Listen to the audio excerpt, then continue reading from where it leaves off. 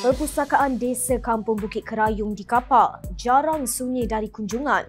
Hampir setiap minggu ada sahaja aktiviti yang menghidupkan suasana daripada bengkel kemahiran hingga acara komuniti setempat. PD ini sentiasa hidup dengan aktiviti termasuk menganjurkan pelbagai bengkel kemahiran dan program pembelajaran yang membantu penduduk menjana pendapatan sampingan.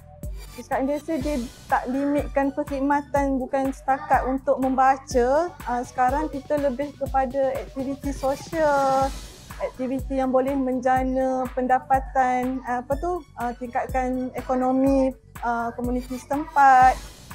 Antara aktiviti yang sudah dilaksanakan di PD itu adalah bengkel gubahan bunga orkid, kelas membuat gel mandian berasaskan daun bidara untuk tujuan jualan atau kegunaan sendiri, pengurusan jenazah, program sempena cuti sekolah dan juga kelas membaca kepada murid prasekolah secara percuma.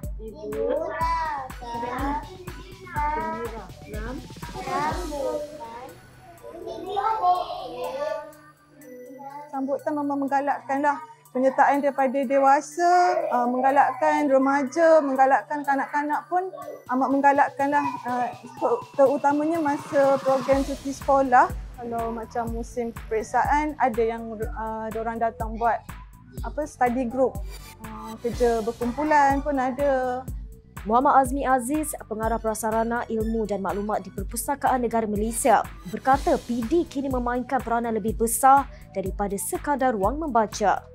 Kita sekarang ni di bawah Kementerian Perpaduan Negara, yang mana kementerian ini memupuk perpaduan di kalangan masyarakat di dalam negara, dan perpustakaan secara tak langsung menjadi ataupun memain peranan yang penting dalam integrasi sosial di kawasan luar bandar lah. Daripada ruang membaca, kini PD di bawah seliaan PNM diterajui Aaron Aguragang, Menteri Perpaduan Negara, menjadi pusat komuniti luar bandar yang menghubungkan masyarakat dengan ilmu, peluang dan semangat perpaduan, kata Azmi.